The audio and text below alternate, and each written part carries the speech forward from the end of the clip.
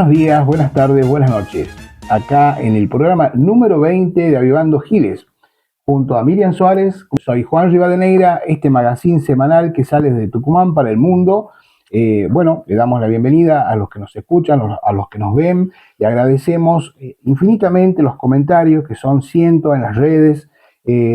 También las críticas las aceptamos, pero quiero que sepan que toda la información que nosotros comentamos, analizamos, está chequeada y es verdad, digamos. Nosotros le podemos poner una precisión personal, pero no mentimos, todo es cierto, y por eso le decimos siempre que ustedes ejerzan el pensamiento crítico. Solamente pongan en Google y busquen la misma información y van a encontrar, digamos, lo que estamos diciendo o la original, para que tengan idea de que nosotros decimos siempre la verdad, no inventamos nada, pero agradecemos profundamente que nos sigan, que comenten.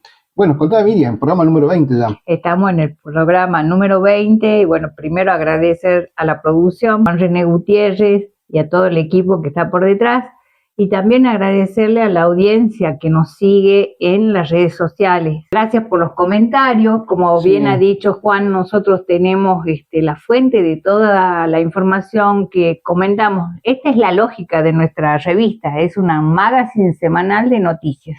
Así, bueno, ¿y a qué número se pueden comunicar, mandar mensajitos, digamos? Al 3815-058809 y también a nuestro correo electrónico que aparece en el zócalo del programa siempre, en cada bloque, en cada transmisión que hacemos. Así que, bueno, con este primer bloque nosotros tenemos el programa distribuido en 4 bloques para quienes por primera vez nos siguen. Vamos a hablar sobre las estaciones de la política. Bueno, y para este bloque vamos a hablar de Francisco I, su santidad el Papa Francisco, el príncipe del Estado Vaticano, quien ha fallecido el lunes. Ha pasado una semana difícil, digamos, para el mundo porque hemos perdido a un estadista. El Papa Francisco conducía el Estado Vaticano y su influencia sobre la política o la geopolítica internacional se ha visto totalmente afectada por esto.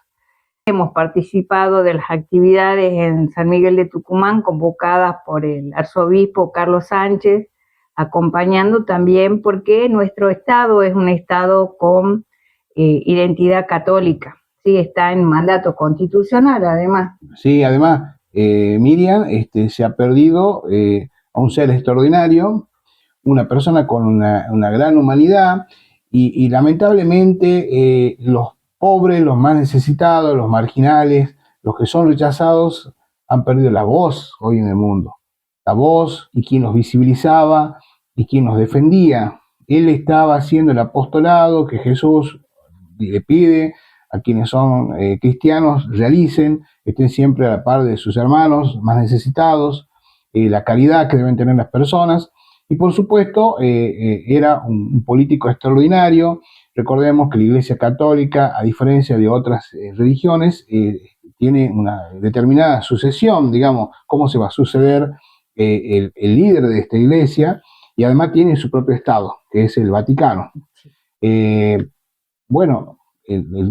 rompió el corazón cuando nos enteramos que se murió, porque él defendió las causas que, por ejemplo, en Argentina el peronismo tomó gran parte de la doctrina social de la Iglesia para defender principalmente a los trabajadores que estaban sometidos. Francisco, esta doctrina social de la Iglesia, que viene de hace más de 100 años, la puso en práctica, se enfrentó a quien se tenía que enfrentar, y por eso es muy respetado por muchos líderes mundiales, incluso por Donald Trump, que estuvo enfrentado a él, pero reconoció un gran líder y dijo que trabajó por quienes él defendía y lo respetaba mucho, al igual que muchos otros presidentes que tenían su diferencia, pero respetan a un gran líder.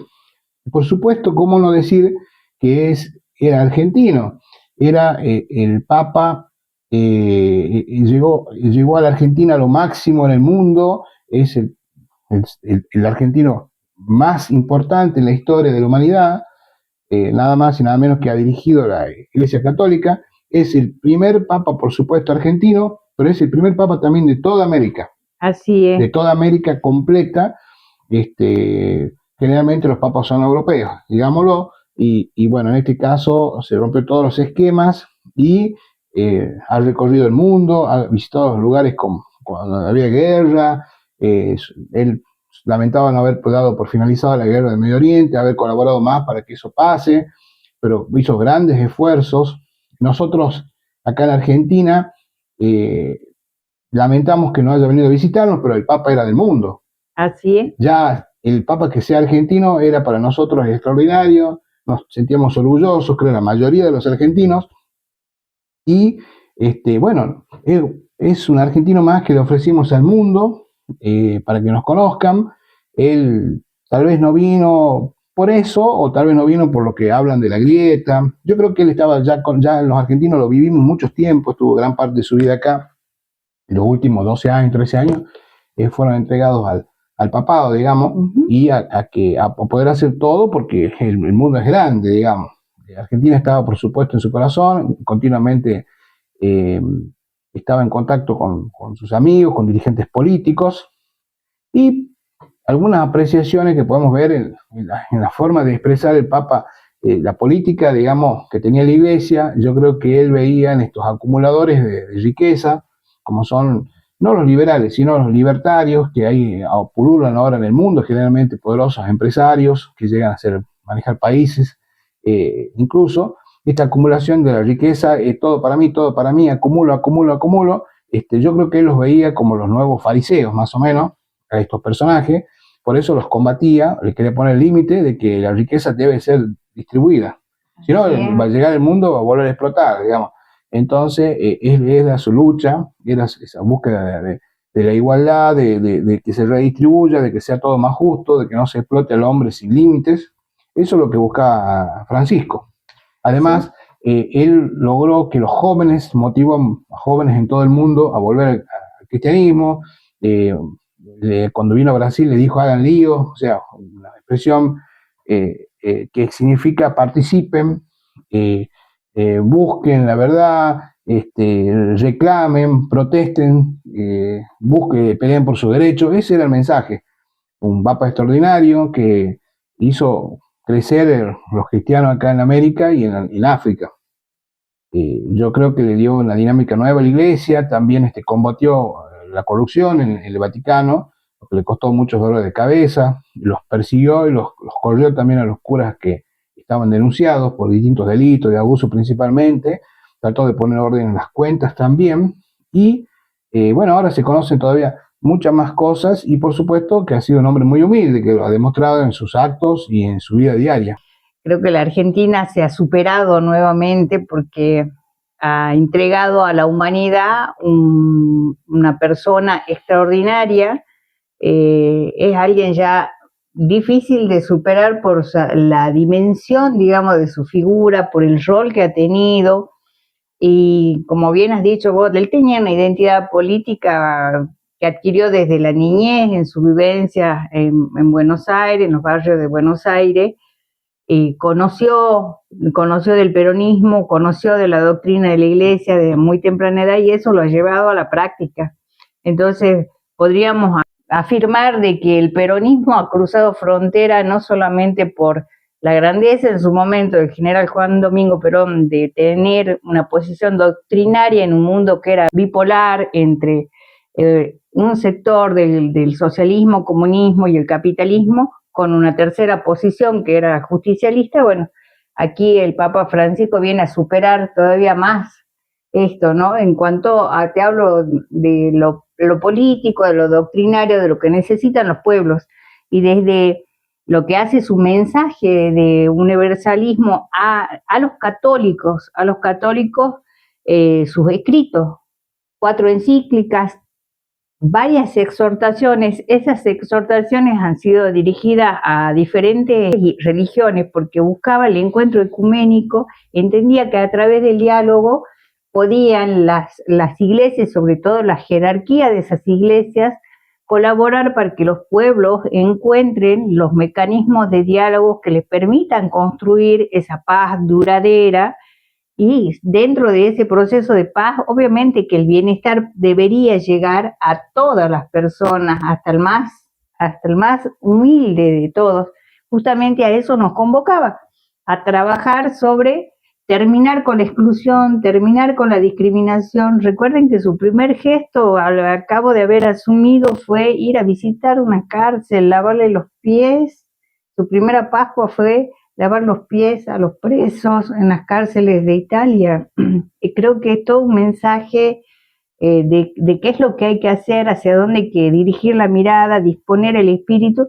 Y como has dicho recién vos, su preocupación era la guerra cercana al Medio Oriente y tenía la vocación de llamar todos los días a los católicos que viven en la Franja de Gaza, todos los días, antes o después de la misa, que celebraban para darle su bendición. O sea, ha sido una presencia permanente en la zona de conflicto, aunque sea a través de una llamada telefónica. Y nos deja muchos mensajes, creo que vamos a tener tiempo para estudiar, para ver y conocer más de su obra. Lo cierto es que para los argentinos, lamentablemente, nos toca que parta siendo presidente Javier Milei, quien, como ya sabemos, ha llegado tarde a la ceremonia, habiendo viajado con tiempo. Milei obviamente tiene que ir, esté o no de acuerdo con lo que decía el Papa, porque es el presidente de la nación de donde es el Papa, que es Argentina. Está bien, pero llevarlo a Adorni, que se cansó de decir atrocidades del Papa, porque Adorni es candidato en Cava, eso supera todo, digamos. Adorni va para que los muestre las cámaras, que está en Roma, en el evento más importante tal vez del año en el mundo, porque es el candidato del gobierno. O sea, ¿qué criticamos? Que se use un día de duelo para miles de millones de personas en el planeta para el beneficio político de los candidatos de la Libertad Avanza. Digo, es gravísimo, y todavía que la prensa que es la prensa contenida a sueldo por la Casa Rosada, que también defenestró la figura de su santidad Papa Francisco, hoy siga, digamos, ese camino, ¿no? Porque en vez de centrarse en lo que es la figura del Papa, están detrás de los candidatos de la Libertad Avanza. Pero bueno, volviendo sobre la centralidad de la obra del Papa Francisco a través de ser el Papa, justamente de conducir la Iglesia, nosotros, bueno, en el caso mío, yo les voy a recomendar que cuando puedan, quienes son católicos, bautizados, lean un pequeño libro de 20 páginas apenas, donde sintetiza los 7 sacramentos, toda la catequesis de quienes vivimos el cristianismo católico, que no sea, digo, no solamente un momento de dolor, nos pongamos en campaña de hacer prácticas las enseñanzas, las buenas enseñanzas de Francisco, y esto de hacer lío, de no callarnos, de no ser cómplice con el silencio de la corrupción, porque la corrupción se la combate con verdad, con luz, con claridad, con transparencia. Tengamos la posibilidad, nosotros, otros, de defender a los que menos tienen, a los más necesitados, lo tenemos que hacer contra esos poderosos que con sus actitudes de todo es mío, cuando muchas veces los recursos son de todos, digamos, y con prácticas como corruptas, como decís, se apropian de todos los bienes de un país, de una región. Hay que luchar para que no seamos todos un producto, porque hoy todos somos un producto y somos dueños de nada. Hoy vos, si vos no pagás una plataforma, no ves las películas, vos dejas de pagar, ya no podés ver películas.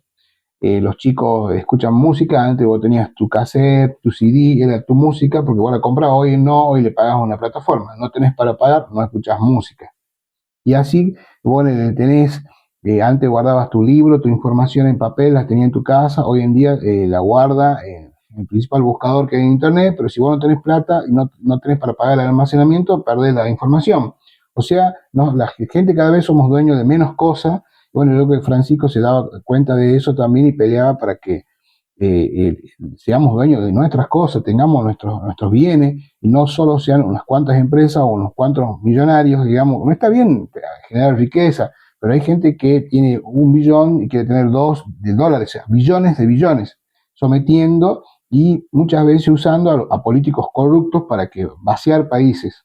Eso es una historia que acá conocemos mucho. Pero bueno, esos temas los veremos en otros bloques, digamos. Pero confirmando lo que decís, ¿no? En esto del sentido de la globalización, que como despertar a las personas que salgan del individualismo y que vuelvan a ese concepto de el todo, de la unidad, del concepto de patria también, de volver a recuperar la riqueza de la cultura, es nuestro, lo que es esencial al ser humano, y puso el acento en esto, en hacer la humanización de las relaciones. Frente al capitalismo, él llamó a humanizar las relaciones, a volver a poner detrás del escritorio a la persona. Y sí, vamos a concluir entonces el primer bloque. Bueno, y pasamos al segundo bloque. Hacemos una pausa.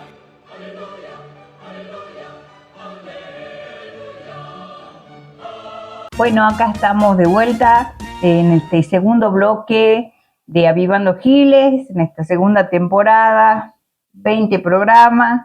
Vamos a hablar de la economía que no te cuenta. Queremos referirnos en este bloque sobre lo que ha pasado esta semana. Hemos escuchado lamentables declaraciones de la titular del Fondo Monetario Internacional. Así es, Miriam, instando a los argentinos a que siga la continuidad de la política económica de Milei y obviamente manifiesto apoyo a los candidatos de Milei en las elecciones próximas de Cava. Vemos cómo habernos prestado dinero a los argentinos ya le da permiso a opinar, a condicionar a los votantes, a hacer una amenaza, muchachos, voten a estos candidatos porque le estamos prestando la plata y esto es lo que tiene que hacer, lo que dice Milei. Es algo que ya era, me acuerdo a lo que uno estudió, Braden o Perón, damos lo mismo, acá venimos a presionar y bueno, prestan dinero, esta gente pide dinero a todo el mundo y bueno, van a seguir condicionados continuamente, digamos. Hay que recordarle a la gente que esta señora, Kristalina Georgieva, es de origen búlgara, que es titular del Fondo Monetario Internacional después de la salida de Christine Lagarde, después del fracaso de la gestión de Lagarde por haberle prestado dinero a la gestión de Mauricio Macri. Y que pierde las PASO. Que pierde las PASO, sabiendo que, claro, ya no iban a poder recuperar los volúmenes de dinero, tuvo que ser retirada de la conducción. Creo que la señora Georgieva, que hoy está a cargo del fondo, quizás tiene el temor de repetir la historia como le ha pasado a Christine Lagarde, y justamente empieza a jugar ella en lugar de Milei para que la Libertad Avanza tenga un respaldo, sabiendo que ya no goza de la popularidad que tuvo al llegar al gobierno por las medidas que va tomando. Además, porque Javier Milei viene de derrotero en derrotero de caer mal con sus acciones, las declaraciones sobre Malvinas. La criptoestafa, no nos olvidemos. Eso es la criptoestafa, estafó a todo el mundo.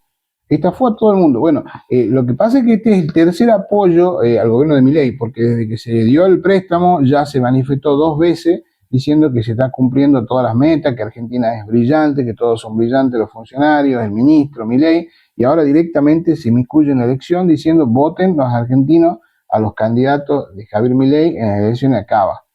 Exactamente como no lo dijo en esas palabras, pero es lo que manifestó en un discurso diciendo, bueno, esa es la política que hay que seguir, no vuelvan a lo anterior, o sea, y se inmiscuye directamente en la política argentina. Sí. Ahora, lo que ha utilizado ha sido la palabra cambio, que los argentinos deben seguir apostando por el cambio. ¿Cuál cambio? Sí, el cambio que hemos tenido ha sido una estafa, es un verso en la Libertad Avanza. Sí. Otra cosa que me hace ruido es una reunión que hubo entre autoridades del Tesoro de Estados Unidos, gente de la economía de Estados Unidos, economistas y la gente del FMI, donde fue invitado Caputo, fue invitado Sturzenegger, y donde se dijo que si Argentina estos recursos no le alcanzan para su política económica, cuenta con el apoyo del Tesoro de Estados Unidos y le van a enviar más dinero.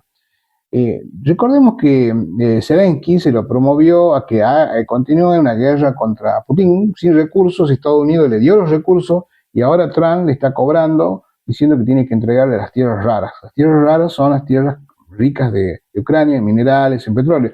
O sea, nosotros, ¿qué nos irán a cobrar por ese apoyo? ¿A qué estará comprometido Javier Milei con Estados Unidos porque si tiene una chequera, cheques para llenar directamente por el monto que necesite, eso no es por nada, eso es por algo. Y sabemos que Argentina es un país rico en recursos y bien ubicado geopolíticamente. Entonces nos están vendiendo. Directamente ya salió de la agenda de negociación entre los representantes del gobierno de Estados Unidos, los representantes de Rusia, este tema. Estados Unidos está dispuesto a reconocer la anexión ya de Crimea como parte del Estado del Estado de Rusia, sí, con tal de ir avanzando en un acuerdo firme para dar fin a la guerra. O sea, se ha perdido la guerra Ucrania desde el año pasado. Pero miren, las negociaciones de paz están todavía, veremos. Preocupa es esto de la ayuda que sin límites a Argentina va a tener una consecuencia. Nosotros sabemos que ese dinero va a tener que pagarlo y con creces. Incluso hay fórmulas, vos me comentaste que hay funcionarios del fondo que no firmaron el acuerdo porque dicen que Argentina no tiene cómo pagarlo ya.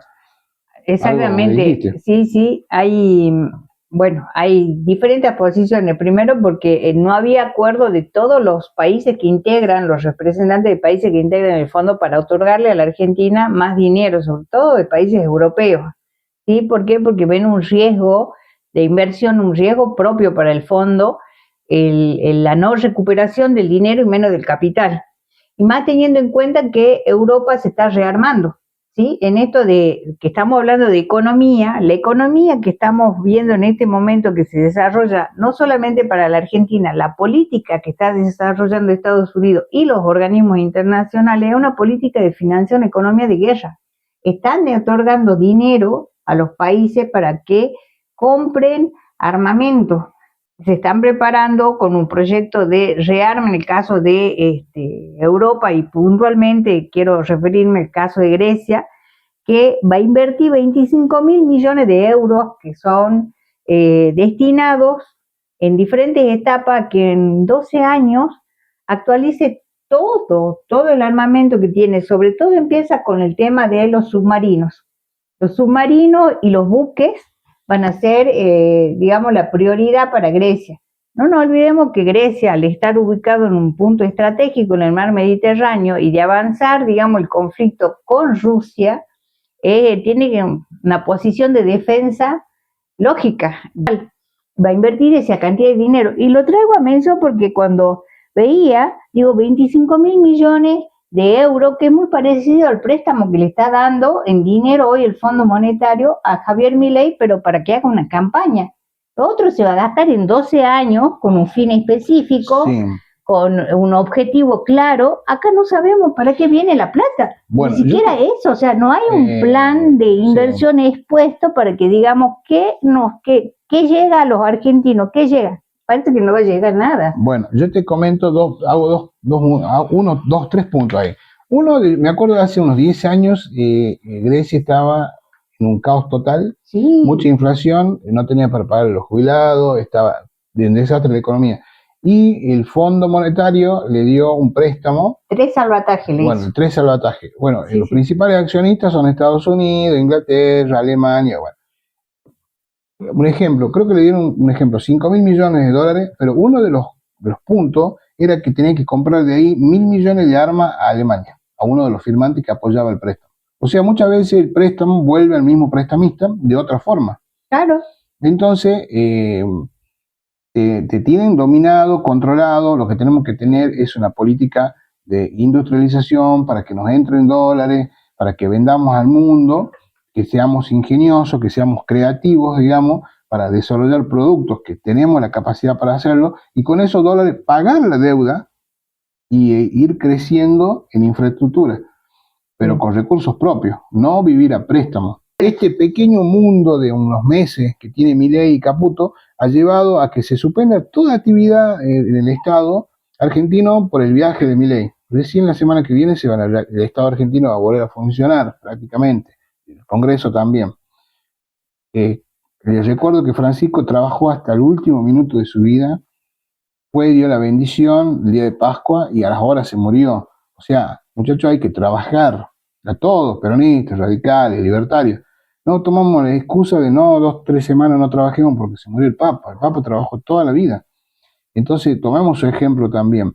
Siguiendo con esto de que nos preparamos para la economía de guerra, porque esta política que se sostiene desde hace varios tiempos en la Argentina ha llevado a que mucha gente tenga el discurso instalado de que hay que irse del país, ¿viste? Sí. Bueno, esta línea en este momento, lo que voy a decir, va dirigido a nuestros jóvenes. Sí. Chicos, en Europa, la Unión Europea ya está evaluando hacer una lista de países seguros, es decir, va a hacer una lista de qué países va a poder recibir personas y de cuáles no. Entonces, ¿qué va a pasar? Hay un pacto que están estudiando que se llama un pacto de migración y asilo, que pretenden que entre en vigencia en junio del año 2026, con lo cual toda la gente que está ya proyectando irse a Europa va a ser puesta en evaluación y reconsideración. A lo sumo van a poder permanecer un año allá. Un año, y si no cumplen con las condiciones para seguir quedándose, van a tener que volver al país del cual se han ido. Bueno, en Estados Unidos también la llegada de trans se endurece. Antes vos podías llevar como empresario $1 millón y prácticamente te dejaban entrar, vos instalabas un negocio, aportaba a la economía norteamericana, y ahora creo que se subió a $5 millones el dinero que vos tenés que tener y te podés instalar con tu familia. Eso después, ahora los que la tienen fácil son ingenieros, arquitectos, y no Estados Unidos y socio extranjero, lo primero que hacen es verificarte ahora las redes. Yo creo que es una violación total a tu privacidad, y si vos tenés un comentario contra el gobierno de Estados Unidos, fuera. Por lo que decían las redes. Te revisan el celular y dicen tus redes, a ver, en Face, en TikTok, usted criticó a Trump o criticó a Estados Unidos, fuera. Bueno. O sea, ha cambiado la política de migración a nivel internacional. Bastante, se entran a endurecer los países, y bueno, pero lo que vamos a hablar es que hay que tener en cuenta antes de irse eso, digamos.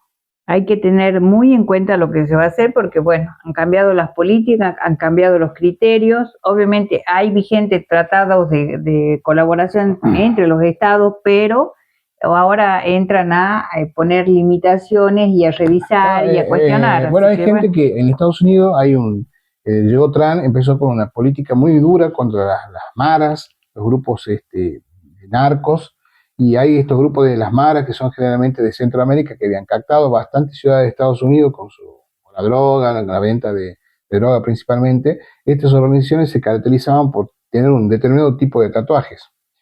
Y hay gente en Estados Unidos que, en dado caso de que ha deportado a gente que ya estaba en forma legal viviendo en Estados Unidos, que tenía el tatuaje, pero no era porque era de la Mara, muchas veces lo hacían porque está de moda. Porque está de moda, no, dice, sos de la Mara, chao, fuera. Y hay gente que no quiere ir ahora a Estados Unidos, incluso europeos, porque tienen el mismo tatuaje.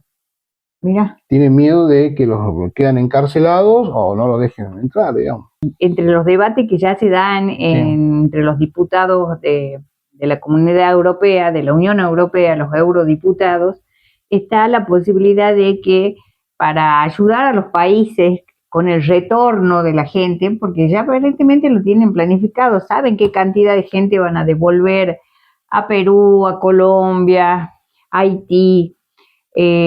Piensan crear un centro de transición de la gente que está en condición de retorno. O sea, van a hacer pequeños guetos donde el país te echa, pero no va a quedar tirado ahí hasta que te puedas ir, te van a hacer la transición. Sí, bueno, pero en Estados Unidos, no olvidemos la primera presidencia de Trump, cuando corría a los inmigrantes, a los niños los ponían en jaulas. No hay que olvidarse de eso. No, por eso. Es un hombre duro, digamos. Bueno, antes de irse de la Argentina, evalúe a dónde va y evalúe esta situación. Infórmese. Vamos a hacer una pausa, vamos al tercer bloque. Estamos en este tercer bloque de Avivando Giles en el programa número 20, en este año 2025, y queremos recordarles a todos que en nuestras redes compartan lo que publicamos, le pongan like y comenten, por favor. Comenten porque a nosotros sí nos importa la opinión de la audiencia, nos gusta leerlos nos piden la fuente de la información, datos oficiales, el caso del boletín oficial, algunos periódicos importantes, algunos portales europeos, como el que acabábamos hace rato de mencionar, los datos sobre la compra que va a hacer Grecia. Bueno, lo pueden ver en el sitio oficial de la Armada griega. Están todos los datos ahí para quienes quieran profundizar el conocimiento sobre el tipo de armamentos actuales, ¿no? Bueno, en este bloque de ser jubilados en la era Milei, bueno, nuevamente otro miércoles, ni siquiera se ha respetado que estamos de luto, no sé por qué tenemos declarado día de luto, todo. Los jubilados han sido nuevamente apaleados, y creo que es válido recordar que el año pasado su santidad el Papa Francisco I en alguna declaración dijo, en vez de pagar la justicia social, pagaron el gas pimienta. Yo creo que si Francisco seguía estando acá, hubiese estado en la manifestación apoyando a los jubilados, lo hubiese reprimido Bullrich. Por supuesto que lo hubiera reprimido. El Papa Francisco, no nos olvidemos que como hombre jesuita estuvo siempre muy cercano a los pobres, vivió trabajando en las villas, en los barrios populares, en la zona de Once, en la zona de Constitución, dentro de lo que hace a la capital federal, pero también vino a Tucumán, visitó lugares como Concepción. Bueno, hay quienes dan testimonio hoy, ya son un poco mayores, pero en el 2008 eran niños que tuvieron la oportunidad de conversar en jornadas de catequesis con él, cuando venía Jorge Bergoglio a Tucumán. Bueno, esto digo de las anécdotas de la gente que nos ha compartido en sus mensajes de haber conocido al Papa Francisco, que guardan estampitas y fotos, bueno, en buena hora. ¿Qué es lo que ha pasado el miércoles en Tucumán con el tema de los jubilados nuevamente? Hubo un paro nacional docente. Recuerden que el año pasado ha sido, el 23 de abril, fue la primera marcha nacional universitaria para pedir por presupuesto público. Ha pasado un año ya de la primera marcha, se han hecho 3 marchas solicitando más presupuesto a la gestión de Javier Milei, porque justamente esta área fue una de las que más ajustes recibió a pedido de los organismos internacionales para poder cumplir con los objetivos, para que luego pueda ir a pedir más dinero, más deuda, pero ajustó el sector educativo. Bueno, conmemorando este primer año de aquella marcha multitudinaria, se ha realizado el paro nacional docente con actividad en las aulas, se ha sacado los bancos, los mobiliarios afuera y se ha dictado clase pública en todo el país, ha sido alto el acatamiento. Y los datos, lo importante, Juan, acá son los datos. ¿Sabe que yo escuchaba las clases que daban los docentes y conversábamos con los alumnos, primero de parte de los docentes, que concluyen que de acuerdo a la devaluación que hemos tenido y los magros aumentos que ellos han recibido en su sueldo, ¿sí? Considera que 5 meses y medio del año han trabajado sin goce de sueldo. O sea, en proporción a lo que ha perdido, el poder adquisitivo que han perdido, 5 meses y medio estarían sin pagarse en esta gestión de Milei como política de ahorro de parte del gobierno. Del lado de los alumnos, manifiestan preocupación porque han visto la deserción. Muchos alumnos este año no han vuelto a la universidad, no tienen con qué pagar alquileres, se han vuelto muy cara la vida del estudiante. Comer es un gran desafío y sobre todo comer bien. Si usted está estudiando, tiene que comer proteína todos los días, no les alcanza. La canasta de un estudiante está llegando a los 900.000 pesos y no tienen esos ingresos. Yo voy hablando de educación, vuelvo a repetir algo para que quede claro quiénes son, digamos, estos libertarios, entre comillas, liberales. El hijo de Venegas Lynch, Berti Venegas Lynch, que es diputado, y él ya dijo que los changuitos, los chicos tienen que estar en el campo ayudando al padre, no hace falta que vayan a la escuela. O sea, ese es el pensamiento, que es la línea de pensamiento de este gobierno, porque este es el padre del intelectual en el que se basa Milei. O sea, esta gente, no, si es del campo, es pobre, no, ¿para qué va a estudiar? Vaya a trabajar en el taller, dijo. Entonces, bueno, ¿qué podemos esperar de esta gente? Seguimos sin una política educativa en Argentina, tampoco tenemos política de salud, ahora cada vez más gente enferma de sarampión, varicela, rubiola, de todo. ¿Qué es esto? ¿Qué pasa? No hay vacuna, no hay política, no lo conocemos en la cara del secretario de salud, porque ya ni siquiera hay ministro de salud, no hay política educativa, decía, ¿hacia dónde va en materia de educación Argentina? Y sabemos que todos los países se desarrollan con educación, Tal sean cual. de derecha, de izquierda, del centro o donde sea. No, acá no existe la política de educación, nada. No, No no, hay no. nada, no hay un gobierno, solo se preocupa de los dólares y del negocio financiero. Y yo quiero hacer una aclaración. Si hay tantas posibilidades en Argentina hoy de hacer negocio financiero, principalmente el carry trade, que es la tablita, o poner la plata en plazo fijo, que siguen estando altas las tasas.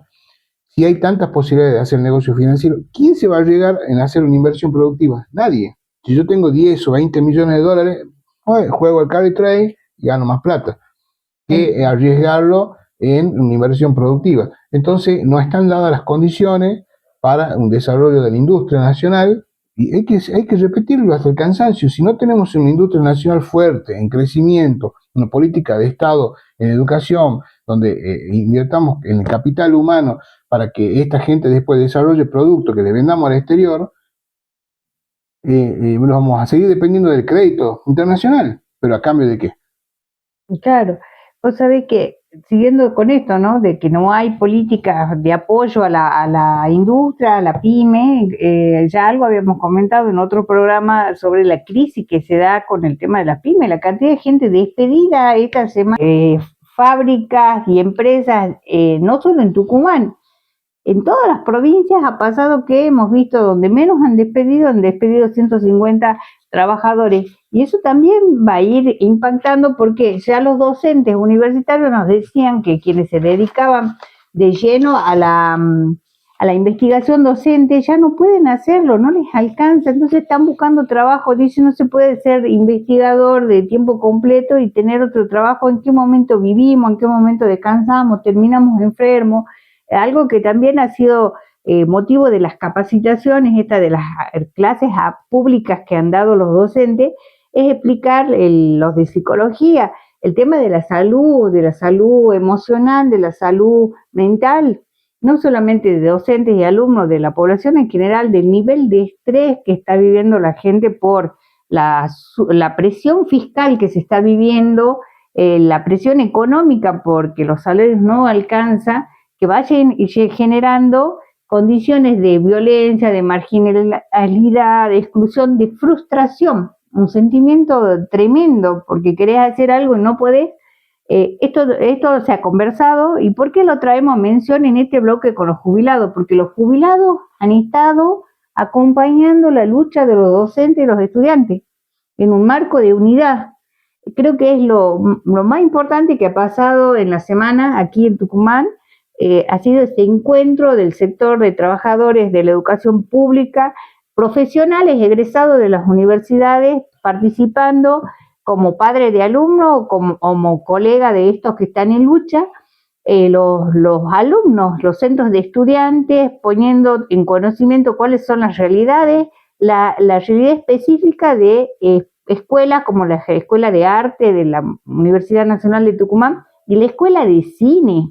La Escuela de Cine que está dictando clases allá en Yerbabuena, donde está ubicado el Canal 10 de Tucumán, con los grandes desafíos que tiene para generar, conocimiento, carreras nuevas y demás, no tiene inversión, no tiene apoyo económico de parte de la misma universidad, y es lo que los chicos denuncian, ¿no? El abandono de parte del rectorado, del cuidado de esa comunidad educativa, que porque sale de las 4 avenidas, no tiene respuesta. No tiene respuesta, y nosotros sabemos que Canal 10 recibe pautas millonarias, pero Canal 10 no es la escuela. La escuela es la que debe recibir un apoyo específico, si no le alcanza el dinero a la universidad, a través de la provincia. Hay que pensar políticas de apoyo para que nuestros chicos tengan esa posibilidad. Si el mundo que viene es un mundo de tecnología y se consume mucho material audiovisual. Claro, Miriam, y yo quiero resaltar esto. Destacan la gestión de Jaldo, que dice una de las 3, 4 provincias en Argentina con superávit fiscal. No puede haber superávit fiscal si todavía hay pobreza en Tucumán, si las rutas están en malas condiciones, si no hay, si los docentes están ganando monedas, no hay superávit. Superávit hay cuando vos tenés cubiertas las necesidades básicas y tu población, tu pueblo vive bien. No hay superávit. Está, en la ruta San Javier se cayó al medio cerro hace unos días. De milagro no pasaba un auto y se lo mataba todo. O sea, no tiene las contenciones necesarias, no dice exceso de humedad, pero todo eso en determinados lugares tiene que estar previsto con la contención debida. No hay plata, no hacen el mantenimiento, Vialidad no trabaja porque no tiene los recursos, entonces no hay superávit. No hay superávit en una sociedad que no tiene infraestructura. Sí, bueno, yo me ahorré 100.000 millones de pesos, y bueno, vaya y hágale la cloaca a la capital.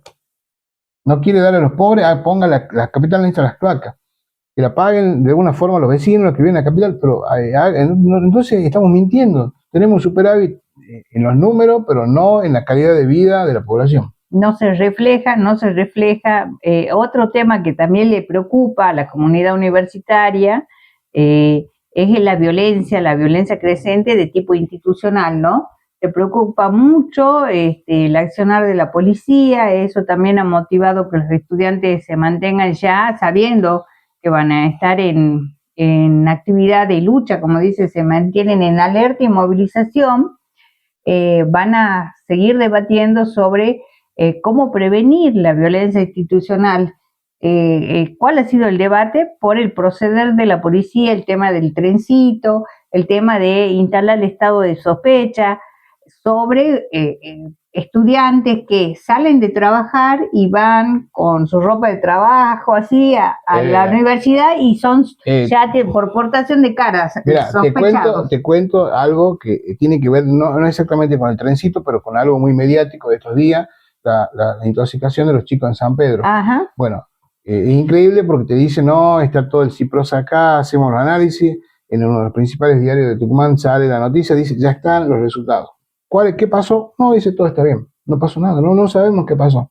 Pero la policía hizo una serie de allanamientos buscando droga y culpando a alguien que tenía que culpar porque dice que le dieron droga supuestamente a los menores, están investigando. Si no, no se entiende por qué a un joven, un habitante de San Pedro, le allanaron la casa, escucha bien, le allanaron la casa, le secuestraron todo lo que tenía, televisores, equipo de música, haciendo ver que como que es un narco, y nada que ver, un tipo que corta el pasto, y hacía 2 años le recibió un dinero y compró esas cosas de una herencia, algo así es, y no había ordenamiento, se llevaron toda la comisaría. Se presentó oportunamente un habeas corpus y automáticamente quedó libre. Pero ¿por qué vamos a allanar si no tenemos la orden de allanamiento? ¿Por qué buscamos culpar por la cara o porque necesitamos un culpable? Hay veces que necesitan un culpable. O queremos saber, no podemos saber todavía cuáles son los números que le pide, no sé, el jefe de policía, el secretario de seguridad, a los números, cuántos detenidos por día. Tal vez sea eso y tal vez esa sea la presión que tienen los policías. Porque muchas veces los policías son los responsables, pero son en cierta forma coaccionados a tener esas acciones. Porque son sometidos a presiones graves, porque tienen que cumplir como siempre se dijo, el varita municipal tiene que hacer 10 multas por día. Bueno, acá también tenés 10 detenidos. Si no hay tanto culpable, bueno, inventalo. Parece que ese es el método acá en Tucumán. Vos sabés que siguiendo, digo, lo que estás diciendo, he visto la publicación del legislador Javier Noguera, justamente por el tema de lo que le ha pasado a los jóvenes de la fundación, de ahí de Barrio Nueva Esperanza, que bueno, la policía ha llegado, ellos estaban en una fiesta y ha recibido una brutal golpiza el anfitrión de la casa, digamos, el dueño de casa, quien ha hecho la denuncia, por supuesto, por abuso de autoridad, por la violencia, por las lesiones que ha sufrido.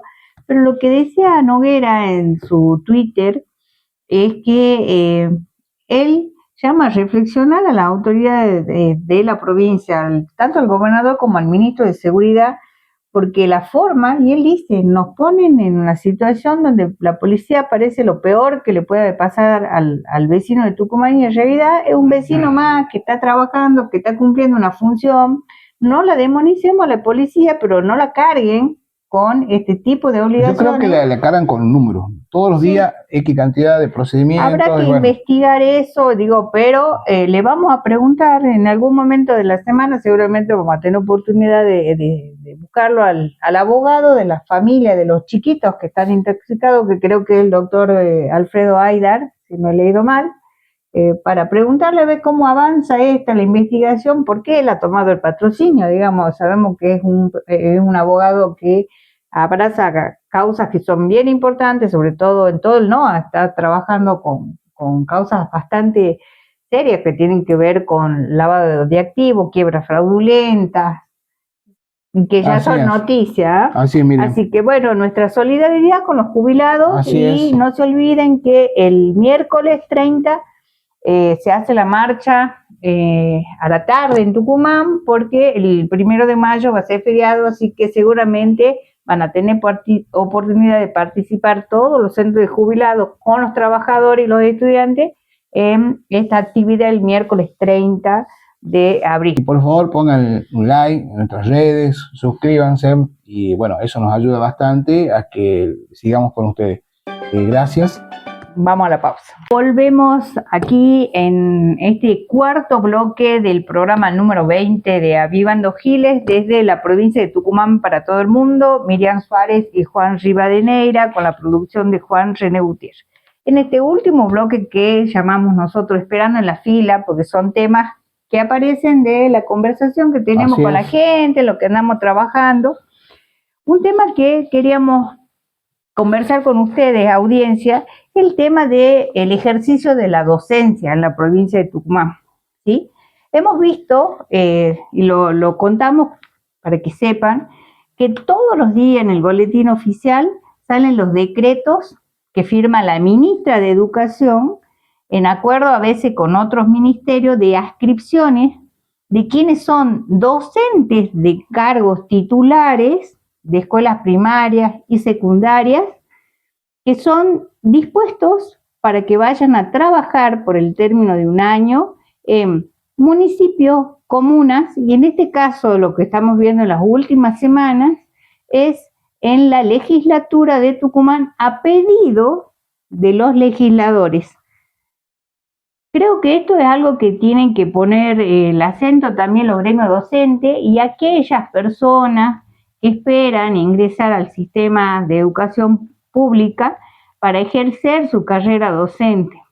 Si no, pasa esto de que en un mismo cargo se encuentran 3 o 4 personas designadas y en este caso, si hablamos de grados de educación primaria, maestras de jardín, maestras de primero o segundo grado, sus alumnos los esperan, pero no aparecen porque ya están dispuestos trabajando y no nos olvidemos que este es un año electoral donde se está moviendo, que creo que es algo que tendríamos que pensar. No sé qué te parece a vos, Juan. Así es, Miriam, y es una cuestión de gasto que provoca esto. Sí, enorme. Hay 3, 4 docentes por un cargo.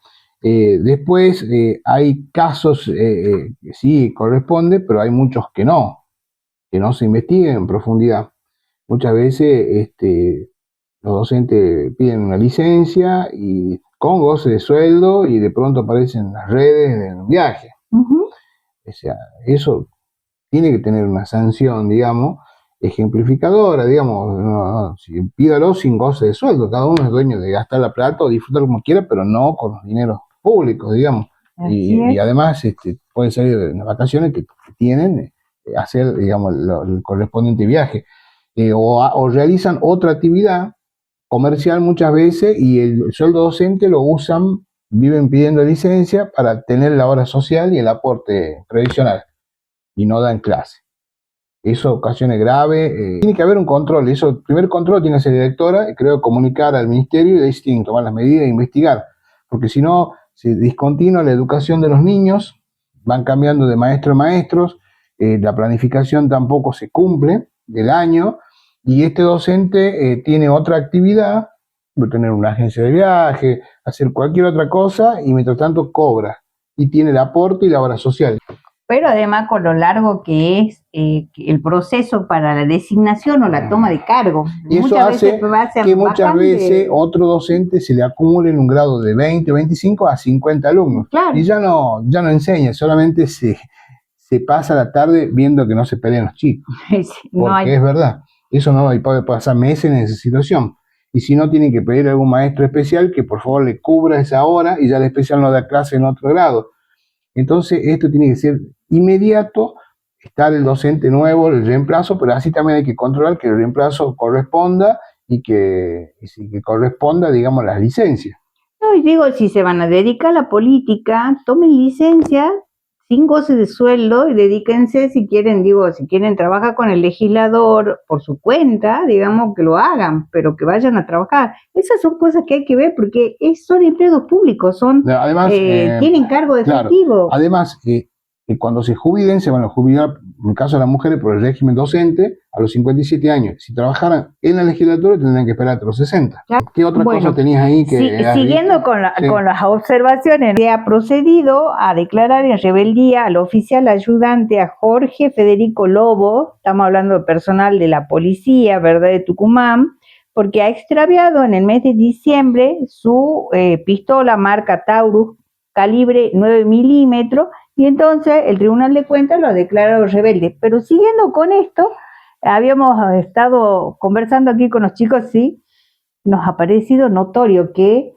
la gobernación, sí, esto es un decreto, acuerdo que han firmado en la Casa de Gobierno para que se desafecta o se ha dado de baja ya al señor Jorge David Herrera, que tenía planta permanente, categoría 18 de la Secretaría General de la Gobernación. ¿Por qué? ¿Qué pasó?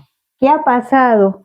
Este hombre, este proceso ha sido, primero que me llamó la atención y yo le comenté a la producción, es la celeridad del procedimiento. Nosotros vemos que por ahí los procedimientos administrativos demoran hasta 4 o 5 años, lo hemos hablado en el programa anterior con otro caso de personal de la policía. Acá este señor que es empleado de la gobernación, de la Secretaría General de la Gobernación, había sustraído 4 neumáticos, que hay bienes ahí parece en el subsuelo de la Casa de Gobierno. En el mes de febrero, el 18 de febrero ha pasado esto, se han hecho las medidas pertinentes, la responsable de los bienes ha hecho la denuncia, ha intervenido la policía, se ha procedido a recuperar los neumáticos, el señor Herrera admitió la culpa, dijo que pasaba, en el expediente dice, que pasaba un momento muy difícil económicamente, que esta había sido había pensado él como una solución, porque él había buscado una solución también ahí en la gobernación. Ven que le dan subsidio a todo y si él tenía una urgencia nadie lo escuchaba, y ya ha sido declarado cesante, sin ningún goce de sueldo, sin ninguna indemnización, porque ha cumplido a la normativa, porque un empleado público tiene que cumplir con condiciones, normas de respeto, decoro y demás. Ojalá, digo, esto que ha pasado, digo, que se ha ventilado y se ha tramitado tan rápido, hubiera sido lo mismo con la plata que está faltando en la provincia. 17.000 millones que no aparecen por ningún lado. Eso es solamente manda el Río Salí. Claro, en todas las municipalidades, pero no nos olvidemos que para el 2023 la provincia, el Ejecutivo firmó 350 decretos de partidas no reintegrables. Sí, por ejemplo, Regina Amado ya se llevó una partida de 7.200 millones y otra de 1.700, sin decir para quién es el dinero. Ya va más de 9.000 millones, ¿sí? Sí, bastante dinero sin tener claro hacia dónde van, y el ministro sigue sin explicar, y eso que la prensa se preguntó, algún legislador también, y bueno, hay silencio ahí. ¿A quién más le han dado plata sin que tenga que después dar explicación para qué? ¿A quién más? Al ente de turismo, ahí donde está, creo, ¿quién está? Un ex intendente. Amaya. El contador Amaya. 200 millones de pesos le han dado, ha ido a pedir, que no le alcanza el dinero, le han dado 200 millones de pesos, se lo ha autorizado, ¿sí? Y ha cambiado el organigrama de algunas áreas de la provincia. Se ha creado se se crea la Subdirección de Áreas Naturales Protegidas, se ha creado también la Dirección de Residuos Sólidos y Economía Circular. Todo esto va a depender del Ministerio de Producción y Economía. Ahí hubo una transformación, un ayornamiento, se han cerrado áreas como MIPYME, ya no existe, y áreas de producción que han dejado de existir, se han creado por lo menos 4 nuevas subsecretarías. Supongo yo que va a haber un ingreso de gente en esas áreas porque ya un reacomodo de funciones, seguramente vamos a ver movimiento en breve a partir de esto, ¿no?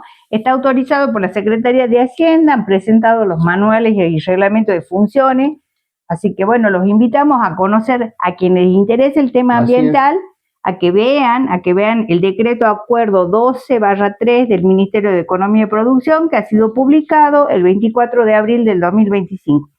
Y un tema que no quería dejar pasar es el tema de los subsidios, ya que los ha mencionado al ministro de Gobierno y Justicia, Regino Amado, a la Fundación María de los Ángeles Verón, que todos la conocemos, que preside la señora Susana Trimarco, se le va a ofrecer una ayuda social de 42 millones de pesos, que se va a pagar como, Juan. En cuotas. En cuotas. Sí, 7 cuotas, es decir, 6 cuotas. 6 cuotas, de entonces. 7 millones. De 7 millones de pesos. Y después, bueno, vuelven a aparecer nombres de organizaciones que nosotros ya las veníamos contando, les comentábamos. La coordinadora del Limón ha recibido una ayuda de 5 millones de pesos. La Asamblea Barrial de la Costanera del Río Salí, 2.120.000 pesos. Después tenemos otra asociación, la Asociación Civil Voces de Barrio, ha recibido 24.175.000 pesos. Muchísimo dinero. Había otra fundación también que ya venía recibiendo esos volúmenes de dinero. Bueno, van a ir apareciendo porque se acercan las elecciones, ¿sí? Y alguien que también recibió dinero son los empresarios del transporte de Tucumán. 4.900 millones de pesos le ha entregado la provincia para el mes de abril. Dice el decreto que es un esfuerzo por limitar el impacto de la crisis del sector por los incrementos en los precios de los insumos, repuestos, reparaciones y el costo laboral. ¿Y qué era que en la provincia hay superávit y que todo funciona bien, pero la provincia sale a poner plata en auxilio de este sector? Sí, sería importante ver cuál es el detalle de eso, cuál es el detalle y cuáles son los incrementos y cuáles son los productos que se incrementó y hacer la comparación. Algo, estas empresas tienen personal técnico que no así queda la duda de que si es así o no. Además, hay algo que ya para ir cerrando el programa, Miriam, me quedó picando, y es esto de que Tucumán tiene superávit fiscal, lo destaca Najaldo. Si Tucumán tiene superávit fiscal, ¿por qué no le terminamos la ruta a las termas? Con fondos propios, por ejemplo. ¿Por qué está abandonado? No se termina el acceso de la ruta 9 acá hacia San Cayetano, si tanto dinero sobra en Tucumán. Es una pregunta que ya... No, y de la única obra que habla siempre el gobernador es de la cárcel, digamos, que tampoco la ha terminado. Que tampoco, porque le están faltando con más de 5.000 millones de pesos, que la nación ya le ha dicho que ellos ya le han mandado, no la tienen, no la muestran, no saben qué han hecho la plata, no pueden terminar. Pero hay una noticia más importante que nos estábamos olvidando. Sí. El tema de la salud. Bien. Tucumanos y tucumanas. El ministro de Salud ha pedido de un director que tiene dentro del área, el ministro Medina Ruiz ha firmado un decreto esta semana donde se prohíbe el uso de cigarrillos electrónicos y de los sistemas de vapeo. ¿A dónde? En todas las áreas del Ministerio de Salud y sus dependencias. Entonces, oficinas del Ministerio, hospitales, CAPS, farmacia oficial, todo lo que dependa del Ministerio no va a poder fumar. Bueno, yo creo que... ese cigarrillo artificial para lo que no fuman. Yo creo que la medida está muy buena medida del ministro, y también pienso que ellos tienen conocimiento de que esto es dañino para la salud, ya que está partiendo del área de salud. Entonces yo creo que el gobierno debería esto hacerlo amplio a toda la administración pública, que no se permita el vapeo, digamos. Me parece que sería una buena medida. Esta es una medida ejemplar que debe reproducirse en toda la administración pública, en tribunales, en casa de gobierno, en todos los entes son del gobierno, para que se cuide la salud de todos los tucumanos, no solamente de los que trabajan en el sistema de salud. Entonces le pedimos al ministro Medina Ruiz O al gobernador que tome en cuenta que es una buena medida que puede servir para... Que hable con el gobernador y le explique, sobre todo en el ámbito educativo, también, porque los docentes deben dar el ejemplo en esto y todo el personal del Ministerio de Educación en esto, ¿no? De prevenir el tabaquismo y todo tipo de... Y después el costo de la salud es grande y siempre es para el Estado, más que se muere la gente joven. Así es. Bueno, estamos terminando el programa, les agradecemos. Le pedimos que compartan nuestros posteos, pongan me gusta, den like, comenten. ¿Y a qué número, Miriam? Nos van a poder escribir al 381-505-8809 y bueno. Bueno, muchas gracias. Muchas gracias.